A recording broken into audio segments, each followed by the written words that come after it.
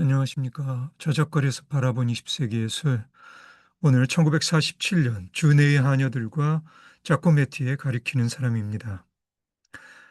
1947년에 인도가 독립을 선언하죠.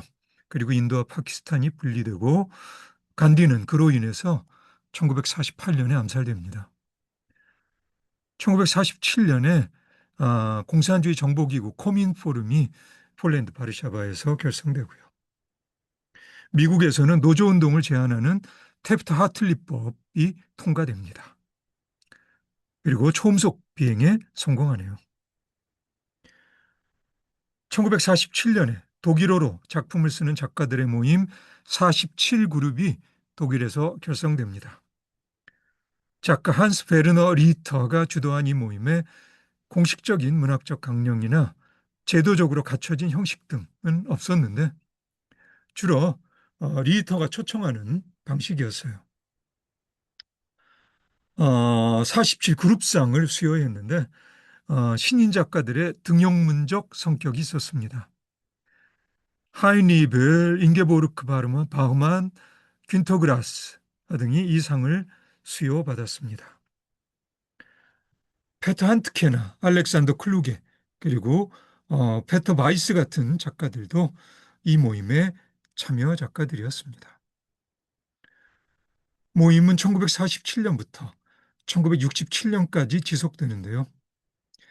제2차 세계대전이 독일 등 축구계 패배로 판가름나고 전쟁의 책임을 어깨에 짊어지고 가야 할 독일의 작가들에게 절실했던 전후 독일 문학의 플랫폼이 되어준 정치사회적 측면이 있는 그룹 47이었습니다.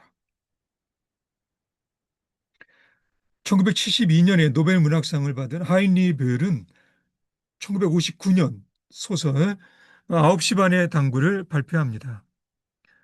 내 생각에 9시 반은 가장 겸손한 시간이죠. 당구 칠 때의 자세 또한 겸손할 때 취하는 자세이고요. 9시 반의 당구는 제2차 세계대전이라는 범죄가 빠르게 잊혀져 가는 시점에서 범죄에 대한 참여를 다시 한번 일깨워주는 작품입니다. 1946년 앞에서도 언급했던 독일의 철학자 카를 야스퍼스가 자신의 강의를 토대로 한 소책자 독일 책임론을 발간하는데 이 강의에서 야스퍼스는 범죄를 넷으로 구분합니다.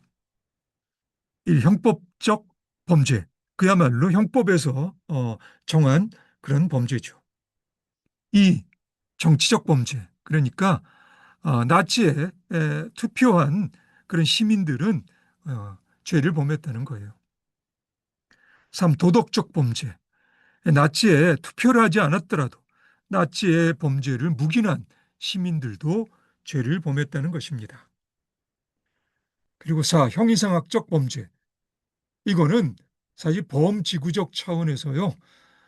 저작거리에 보통 사람들이 어, 소위 사물과 인간 사이 어떤 진실에 고개를 돌리고 그 무책임한 그런 이 소위 무명의 입장을 취하고 있다는 그런 의미에서 다 범죄자라 할 수 있다는 이야기입니다.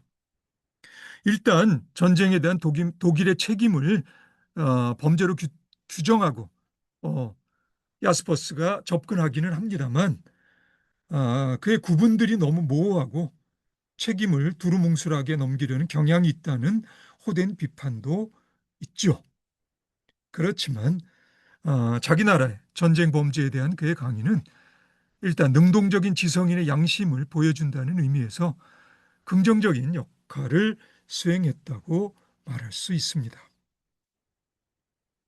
한편 영어로 레프트뱅크라고 부르는 프랑스 파리를 관통해 흐르는 세느강의 남쪽 지역을 우리말로 파리 좌완이라고 합니다. 이 지역은 제2차 세계대전이 끝난 후 프랑스의 지성인들과 예술가들의 집합 장소였어요. 4년여에 걸쳐 나치에 의한 굴욕적인 지배와 제도적 권력의 비겁함, 그리고 나치의 패배가 약속하는 미래에 대한 새로운 희망과 동시에 저작거리의 보편적 인간성에 대한 비관적인 시선 등이 저마다의 개인사적인 경험들과 함께 다양한 모습으로 뒤엉켜 꿈틀거리면서 심심치 않게 전투적인 대안을 모색하던 시대사적 현장이었다고 말할 수 있습니다. 1947년 이 지역 거주자 중 한 명이었던 작가 장준혜가 희곡 하녀들을 발표합니다. 1933년 프랑스에서 두 하녀가 주인을 엽기적으로 살해한 실제로 벌어졌던 사건을 소재로 하여 희곡화한 작품인데요. 장준혜는 매춘부의 아들로 태어나 7달 만에 위탁 가정에 입양되어서 남창에서부터 범죄자에 이르기까지 저작거리의 밑바닥을 헤쳐온 인물입니다. 실제로 1949년에 그가 저지른 일련의 범죄들로 종신형의 위험에 처했으나 사르트르, 시몬느 드 보부아르, 장콕도, 피카소 등이 탄원을 올려 사면되죠. 준혜는 1949년 반자서적 성격의 소설 도둑일기를 출간합니다. 그리고 1952년에 사르트르는 성준혜, 연기자이자 순교자라는 책을 쓰는데 이 책에서 사르트르는 준혜를 저작거리의 온갖 감추어지고 지어져온 소란스러움과 번다함 그 한복판에서 수동적인 주변인의 역할이 아니라 능동적인 자유인의 역할을 추구해온 고행승으로 비유합니다. 가방끈이 짧았던 준혜의 문학적 재능이 뛰어난 것은 분명했고요. 전방위적으로 사회의 소수자들 입장에서 준혜가 앙가주망이의 실천적인 작가였던 것도 분명합니다. 그런데 반제도적 입장에서 성자라거나 수행승 또는 순교자 등과 같이 종교적으로 초월적 성격의 표현에 관해서는 저작거리 보통 사람으로서 나의 이해력에 한계를 느낍니다. 솔직히 카톨릭 등 제도 종교에 대한 준의 입장도 나에게는 명확하지 않고요. 준혜는 파리 자완의 거주자이자 스위스 조각가 알베르토 자코메티의 작품들에 관심이 많아서요. 1957년 자코메티 아틀리에라는 책을 출간합니다. 이 책에 담긴 준혜의 문장입니다. 대상들에 대한 놀랄만한 존경심. 각계의 대상은 홀로 있을 수 있게 아름답다. 그 안에는 다른 어떤 것으로도 대체할 수 없는 무엇인가 있다. 그러므로 자코메티의 예술은 대상들 사이의 사회학적인 관계, 인간과 그의 분비물이라는 관계를 맺어놓은 사회적인 예술은 아니다. 그것은 차라리 가진 것 없어도 당당한 룸펜의 예술이며 대상들을 서로 연결시킬 수 있는 것은 모든 존재, 모든 사물의 고독에 대한 깨달음이라는 순수한 지점에 이르고 있다. 대상은 말하고 있는 듯하다. 나는 혼자다. 그러므로 내가 사로잡혀 있는 필연성에 대항해 당신은 아무것도 할 수 없다. 내가 지금 이대로의 나일 수밖에 없다면 나는 파괴될 수가 없다. 지금 있는 이대로의 나. 그리고 나의 고독은 아무런 거리낌 없이 당신의 고독을 알아본다. 사실 이것이 내가 받은 준혜의 느낌입니다. 사르트르를 비롯한 파리 좌안의 지적 분위기 속에서 저작거리의 밑바닥을 헤쳐온 한 작가의 홀로서기의 노정이라고 할까요? 이 홀로서기의 노정은 남들 앞에서 말하기가 어눌했던 자코메티의 경우에도 비슷했을 거라 짐작합니다. 이 두 인물의 교감은 그렇게 미루어 짐작할 수 있고요. 그러나 솔직히 자코메티의 조각 작품들이 비교적 쉽게 알아볼 수 있는 자코메티적 특징을 띠고 있다는 것은 나도 경험한 바이지만 자코메티의 작품들에서 고독을 느끼기에 저작거리 보통 사람으로서 나의 감수성에도 한계를 느낍니다. 자코메티의 말입니다. 나는 인간의 형상을 조각하는 것이 아니다. 나는 드리워진 그림자를 형상화한다. 나에게 자코메티의 조각이 그림자라기에는 그 질감이 손에 잡힐 정도로 너무 생생해서요. 아마도 내가 그림자라는 표현을 너무 피상적으로 이해하고 있는 듯 싶습니다. 그래도 윌리엄 바레트 같은 철학자가 그의 작품들과 관련해서 무라든지 공같이 초월적인 표현들을 사용하면 그의 작품들이 볼륨이란 측면에서 가늘고 얇음이란 정도의 이해력을 가진 나로서는 따라가기가 어렵습니다. 1947년 자코메티가 발표한 작품 가리키는 사람은 2015년 경매에서 그 당시 조각 작품으로는 최고가인 1억 4,130만 달러에 낙찰되는데 높이가 180cm 정도인 작품, 현장에서 직접 보면 또 다를 수도 있겠지만 사진으로만 접해본 내 경우 어쩔 수 없이 요령 부득인 작품입니다.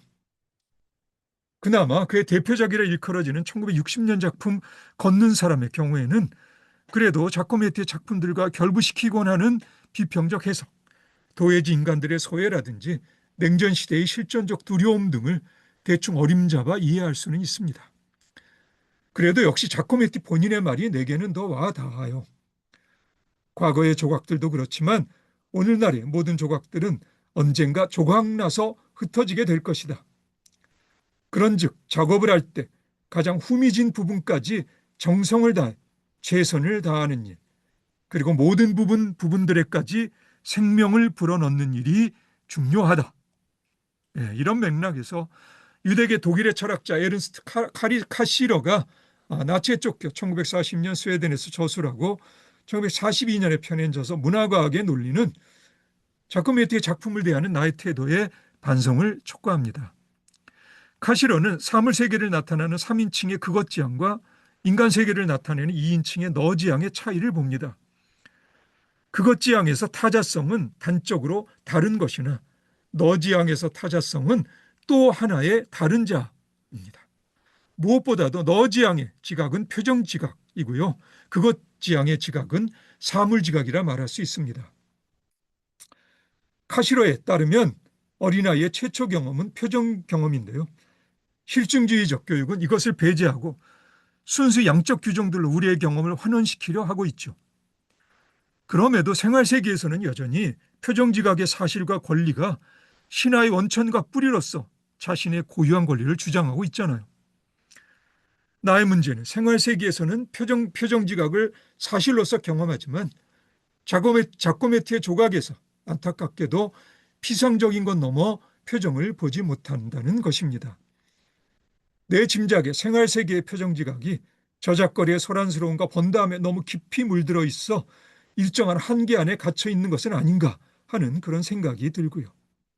언젠가 자코메티의 조각에서 표정을 보게 될 날을 기대합니다. 1947년 이탈리아 조각가 마리노 마리니가 자신의 대표작 말탄 사람을 발표합니다. 말은 마리니에게 중요한 소재였어요. 자코메티보다 더 볼륨감이 풍부하긴 하고요. 말과 말 탄 사람의 표정이 재미있긴 하지만 아직 저작거리 보통 사람인 나에게는 피상적인 물질성 넘어 예술적인 표정지각의 차원은 제한되어 있습니다. 이것은 세간의 커다란 화제를 불러일으킨 그의 1948년 작품 도시의 천사의 경우도 마찬가지이고요.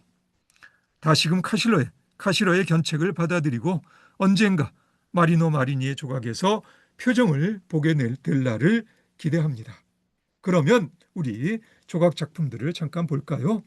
이 작품이 자코메티의 가리키는 사람입니다. 손가락으로 뭔가를 가리키고 있죠. 180cm 정도라고는 하는데 그래도 나에게는 좀 어려운 작품입니다. 쉽게 다가가긴 좀 어려워요. 그래도 이 작품 걷는 사람 1의 경우는 좀 낫습니다. 자코메티의 대표작이라고 하죠. 예. 그리고 1960년 작품입니다. 그리고 이 작품이 마리노 마리니의 말탄 사람인데요. 예. 말탄 사람의 표정이나 말의 표정이 재밌긴 합니다만 그 너머에서 표정 지각을 보기에는 솔직히 좀 어렵습니다. 1947년 작품이고요. 그리고 이 작품 도시의 천사 1948년 작품인데요. 조금 남사스러운 조각이기는 합니다만 그냥 그런 정도로 나의 반응은 제한되어 있습니다. 아직도 그 너머에서 이 작품의 표정을 보기에는 나에게는 좀 어렵네요. 아직 제한이 있습니다. 그럼 오늘은 여기까지 할까요? 오늘도 수고 많으셨고요. 그럼 우리 다음에 다시 봅시다. 오늘은 여기까지 하겠습니다. 다음에 다시 봅시다.